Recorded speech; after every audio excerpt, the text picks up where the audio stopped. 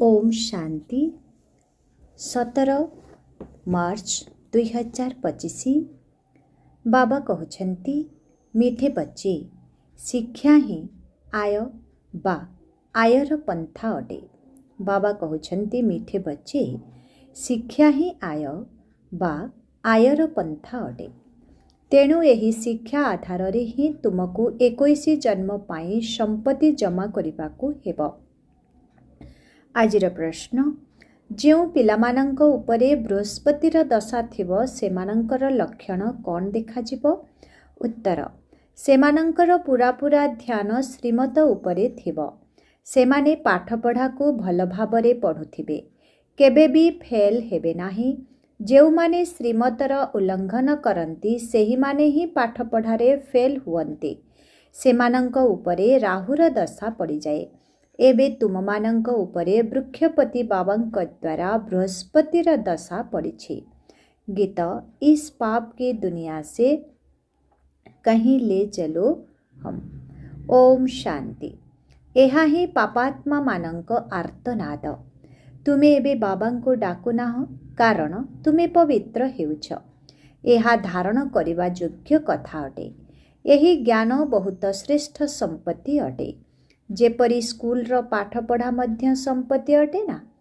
पाठपढ़ा द्वारा शरीर निर्वाह होइथाए। पिलामाने जानिछन्ति आमको भगवान पढ़ाउछन्ति। एहा बहुत श्रेष्ठ रोजगार अटे कारण पाठपढ़ार लक्ष्य और उद्देश्य सम्मुखरे रहिछि। एहा एकमात्र सच्चा सत्संग अटे जहाँकि सारा कल्परे एभली सत्संग थरे मात्र हुए। जेतेबेले समस्ते डाकी थांती हे पतित पावन आस। एबे सेमाने डाकी चलीछन्ति किंतु पतित पावन एठारे तुम सम्मुखरे बसिछन्ति। तुमे माने जानिछ आमे नुआ दुनिया पाई पुरुषार्थ करुछु जेउठी दुखर चिन्ह वर्ण नथिबो। तुमको स्वर्गरे ही शांति मिले थाए। नरकरे कौन शांति अच्छी? नरकरे कौन शांति अच्छी? एहा तो विषर सागर कलिजुग अटे ना। समस्ते दुखी ही दुखी अटंती। भ्रष्टाचाररु जन्म नेइछन्ति। सेथिपाई आत्मा डाकुछि बाबा आमे पतित होई जाइछु। पवित्र हेबा पाई गंगा स्नान करिबाकु जाइथांती। अच्छा स्नान करिबा परे तो पवित्र होई जिबा उचित। तथापि बारंबार धक्का काहेकि खाउछन्ति? अर्थात अनेक तीर्थ काहेकि करुछन्ति? धक्का खाई सीढ़ी तलकू खसी खसी पाप आत्मा होई जाइछन्ति। 84 जन्मर रहस्य तुममानंकु बाबा ही बसी बुझाउछन्ति। अन्य धर्मावलंबी तो 84 जन्म नियंती नाही। तुम पाखरे एही 84 जन्मर चित्र बहुत भल तियारी होई रहिछि। गीतारे मध्य कल्पवृक्षर चित्र अछि, परंतु भगवान गीता केबे सुनाइले? भगवान आसी कौन कले? एहा किछि जानती नाही। अन्य धर्मावलंबी निज निजर शास्त्र को जानती। भारतवासी बिल्कुल जानी नाहंती। बाबा कहउछन्ति मु संगम युगरे ही स्वर्गर स्थापना करिबाकू आसीथाए। ड्रामारे किछि परिवर्तन होई पारिबो नाही। जहा किछि ड्रामारे निर्धारित होइछि ताहा ठीक सेहीपरि हेबो। एपरि नुहे होई सारी पुणी बदली जिवो। तुम मानंक बुद्धिरे ड्रामार ज्ञान पूर्ण रूपे रहिछि। 84 चक्ररु तुमे केबे मुक्त होई पारिबो नाही। अर्थात यही दुनिया केबे समाप्त होई पारिबो नाही। विश्वर इतिहास भूगोलर पुनरावृत्ति होई चलिछि। एही 84 चक्र बहुत जरूरी। त्रिमूर्ति और गोलात मुख्य चित्र अटे। सृष्टि चक्र रे स्पष्ट भावरे देखा जाइछि। प्रत्येक युग 1250 वर्षर अटे। एहा जेपरी अंध मानंक आगरे आईना सदृश। 84 जन्मपत्रीर आईना। बाबा तुम मानंकर दशा वर्णना करुछन्ति। बाबा तुमको बेहदर अर्थात पूरा कल्पर दशा बताउछन्ति। एबे तुम मानंक उपरे बृहस्पतिर अविनाशी दशा पड़िछि। तापरे ପାଠପଢ଼ା ଉପରେ ସବୁ ନିର୍ଭର କରେ। କାହା ଉପରେ ବୃହସ୍ପତିର, କାହା ଉପରେ ଶୁକ୍ରର, କାହା ଉପରେ ରାହୁର ଦଶା ପଡ଼ିଛି।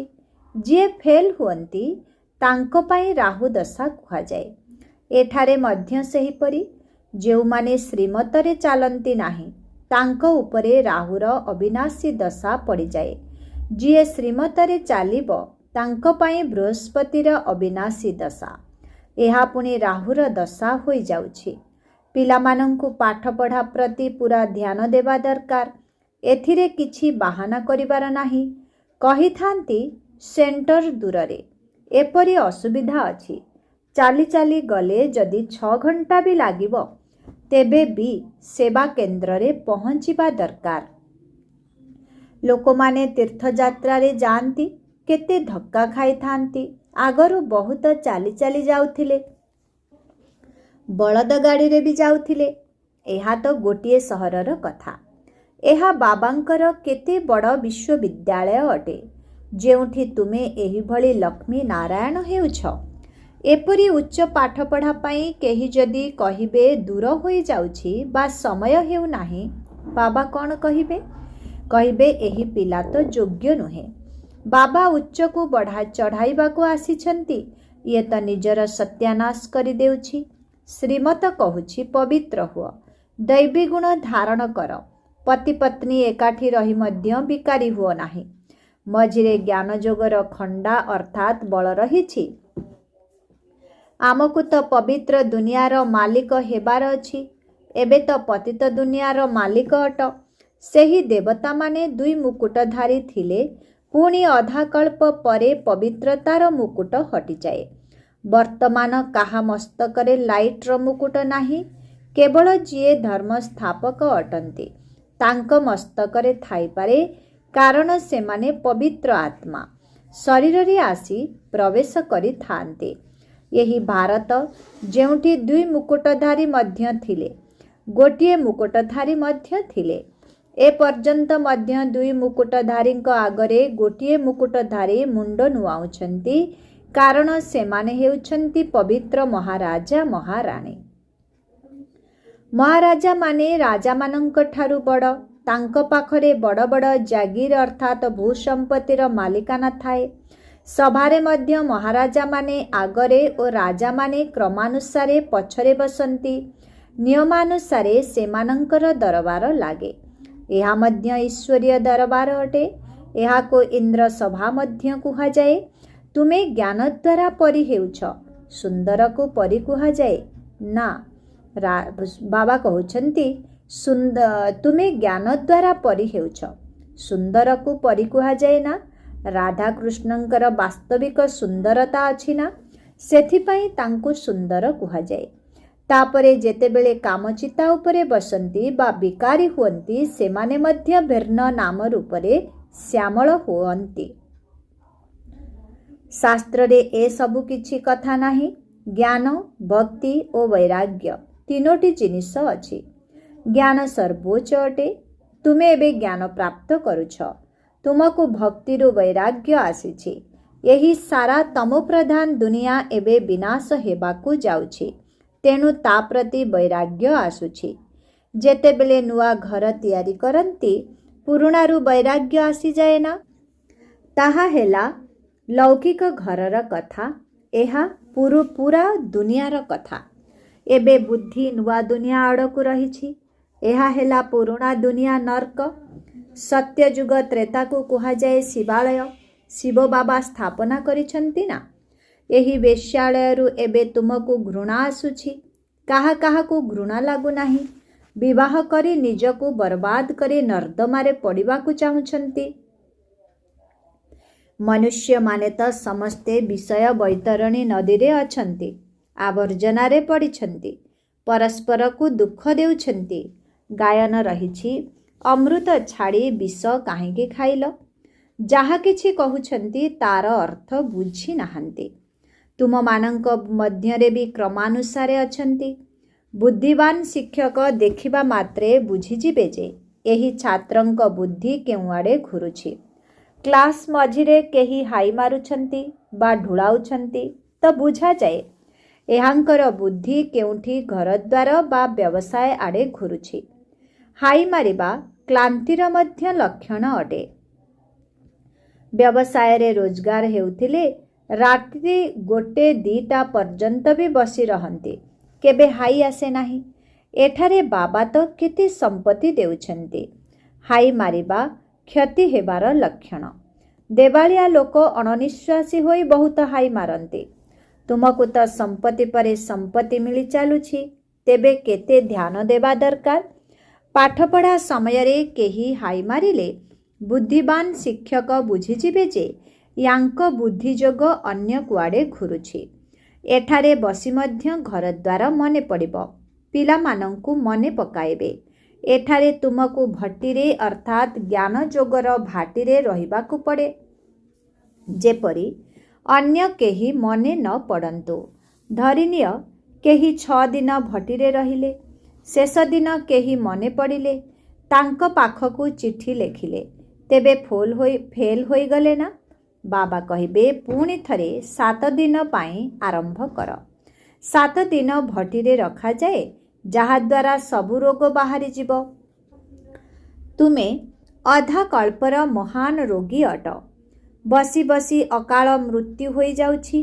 ସତ୍ୟ ଯୁଗରେ ଏପରି କେବେ ହୁଏ ନାହିଁ। ଏଠାରେ ତ କିଛି ନା କିଛି ରୋଗ ନିଶ୍ଚିତ ଅଛି। ମରିବା ବେଳେ ରୋଗରେ ଚିତ୍କାର କରନ୍ତି। ସ୍ୱର୍ଗରେ ଟିକିଏ ବି ଦୁଃଖ ହୁଏ ନାହିଁ। ସେଠାରେ ତ ଠିକ୍ ସମୟରେ ଜାଣିପାରନ୍ତି, ଏବେ ସମୟ ପୁରା ହେଲା, ମୁଁ ଏହି ଶରୀର ତ୍ୟାଗ କରି ଛୋଟ ପିଲା ହେବି। ଏଠାରେ ବି ତୁମକୁ ସାକ୍ଷାତକାର ହେବ କି ଏହା ହେବାକୁ ଯାଉଛି।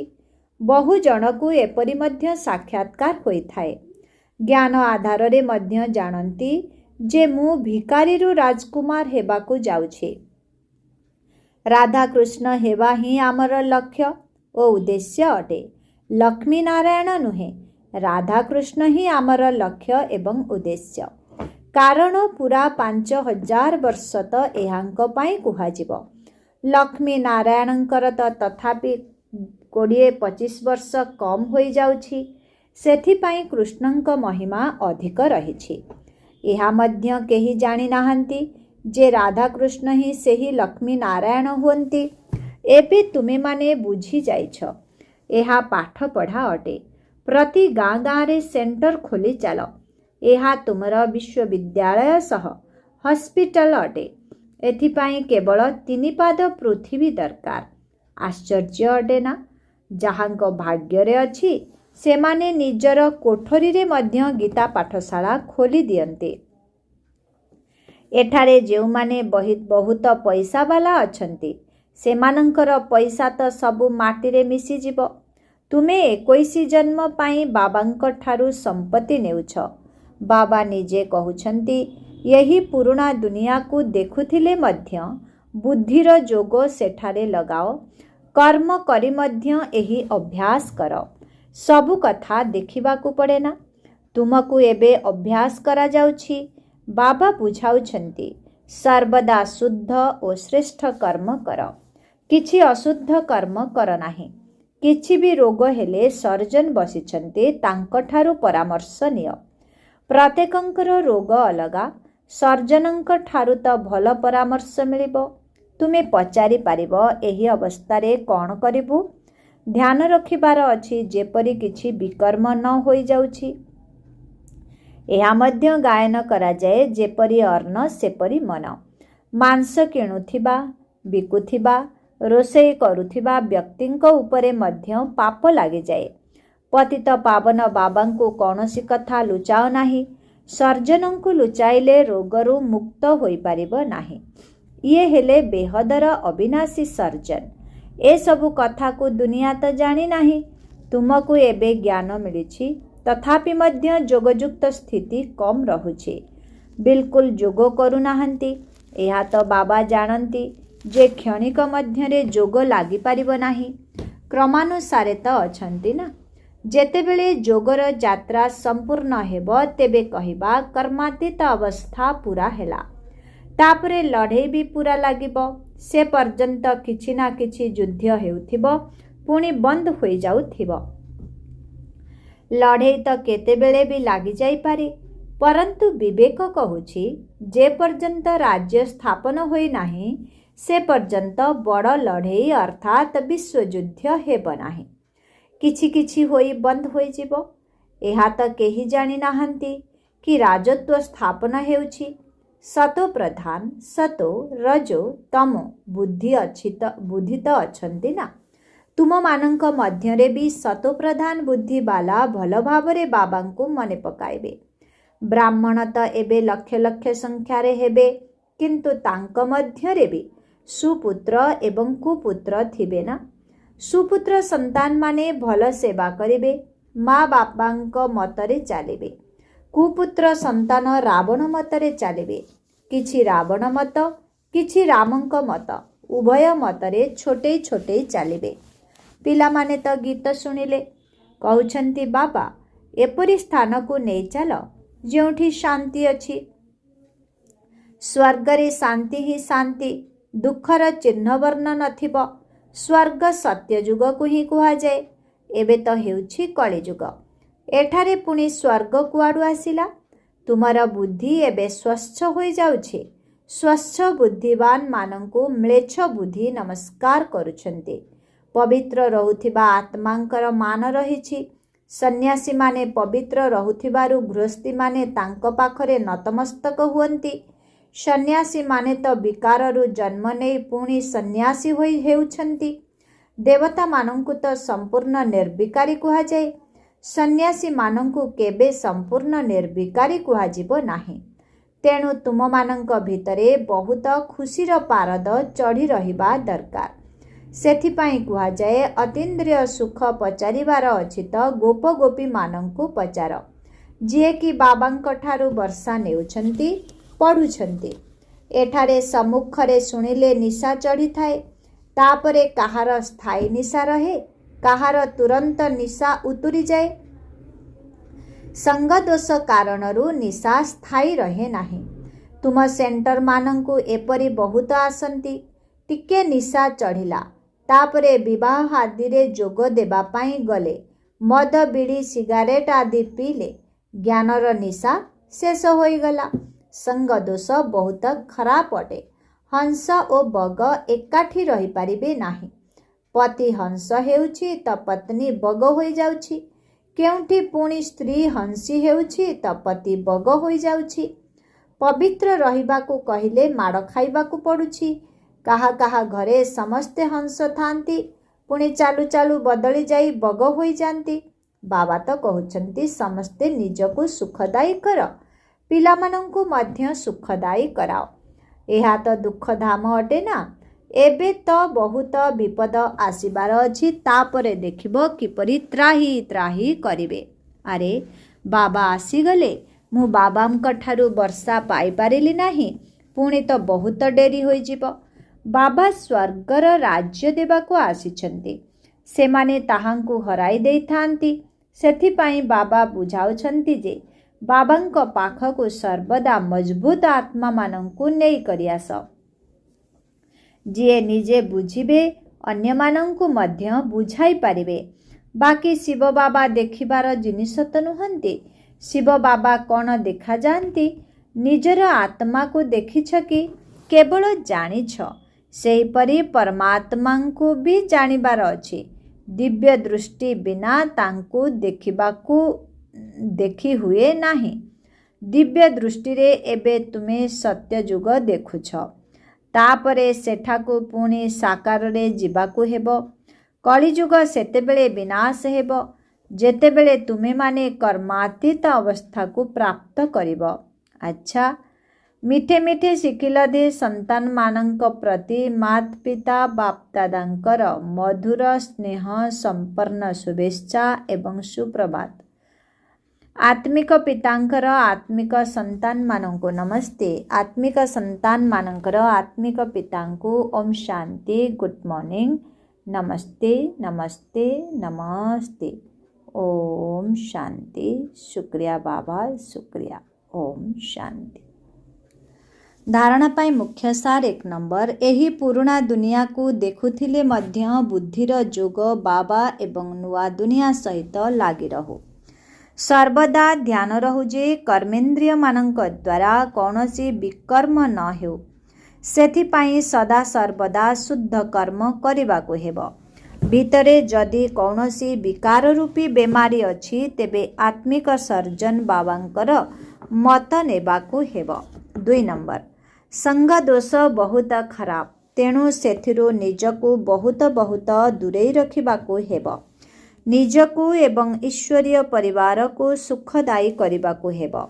पाठ पढ़ा पाई केबे बाहाना करिबार नाही। आजिर वरदान श्रेष्ठ भावना आधार रे समस्तंकु शांतिर एवं शक्तिर किरण प्रदान करुथिबा विश्व कल्याणकारी भव। जेपरी बाबांकर संकल्प रे वाणी रे नयन रे सर्वदा कल्याणर भावना बा कामना भरी रहिछि सेहिपरि तुममानंकर संकल्प रे मध्य विश्व कल्याणर भावना बा कामना भरी रहु। जे कोनोसी कार्य करुथिले मध्य विश्वर सर्वात्मा मानंकु सम्मुखरे देखुथाओ। मास्टर ज्ञान सूर्य होई शुभ भावना बा श्रेष्ठ कामना आधार रे शांतिर बा शक्तिर किरण दे चल तेबे कुहाजिबो विश्व कल्याणकारी। किंतु सेथिपाई प्रथमे सर्वबंधन ठारू मुक्त स्वतंत्र आत्मा हुआ। आजिर स्लोगन मो पणिया एवं मोर पणिया एही दुईटी ही देह अभिमानर द्वार अटे। एबे एहाकू बंद कर। अव्यक्त इशारा सत्यता और सभ्यता रूपी संस्कृति को अपनाओ। 17 सत्यतार चिन्ह हैला संकल्प वाणी कर्म संबंध संपर्क सबुथिरे दिव्यतार अनुभूति हेबा।